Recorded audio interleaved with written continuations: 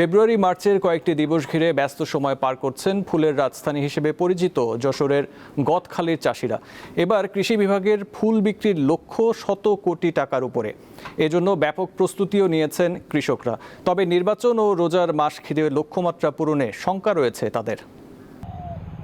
ফেব্রুয়ারিতে বিশ্ব ভালোবাসা দিবস, বসন্ত উৎসব, মার্চে স্বাধীনতা দিবস এবং এপ্রিলে বাংলা নববর্ষ, সব মিলিয়ে আগামী কয়েক মাস উৎসবের ছড়াছড়ি। এসব দিবস ঘিরে ফুলের মাঠ পরিচর্যায় ব্যস্ত সময় পার করছেন যশোরের ঝিকরগাছা উপজেলার গদখালি, পনিসরা এবং আশেপাশের গ্রামের ফুল চাষিরা। বর্তমান মার্কেট আমাদের ভালো আছে। 12 ফেব্রুয়ারি একটা নির্বাচন, এটাও নিয়ে আমরা দুশ্চিন্তায় আছি।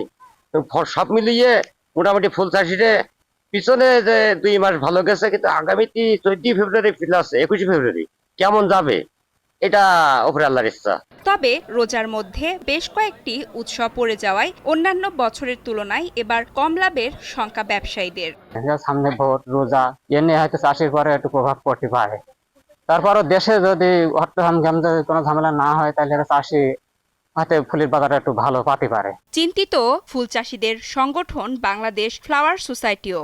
প্রতি বছরে নেয় চলতি বছরে এই ফুলের রাজ্যে ফুল বিক্রি একটা লক্ষ্যমাত্রা নিয়ে কৃষকরা মাঠে নেমেছে। এই নির্বাচনকে ঘিরে যদি দেশের পরিস্থিতি স্বাভাবিক থাকে, তাহলে হয়তো আমরা আমাদের নির্দিষ্ট লক্ষ্যমাত্রা পূরণ করতে পারবো। এদিকে ফুলের এই ভরা মৌসুমে দর্শনার্থীদের সংখ্যা বেড়ে যায় এ অঞ্চলের ফুলক্ষেতগুলোতে। অপরূপ সৌন্দর্য উপভোগ করতে দেশের বিভিন্ন প্রান্ত থেকে গদখালির ফুল মাঠে ভিড় করেন তারা। দেখে অনেক ভালো লাগতেছে যে এই জায়গাটা আসলেই দেখার মতো মনোমুগ্ধকর সব দৃশ্য। আমরা নড়াইল থেকে আসছি, আমার পুরো ফ্যামিলি নিয়ে আসছি, আর এখানে এসে অনেক রকম ফুল দেখলাম। গদখালি ফুলের বাগান দেখতে এসেছি, স্কুল ছুটি হয়েছে তাই এখানে অনেক ফুল আছে আর আমার দেখতে খুব সুন্দর লাগছে। কৃষি বিভাগের তথ্য মতে এবার উপজেলায় 628 হেক্টর জমিতে ফুলের আবাদ হয়েছে।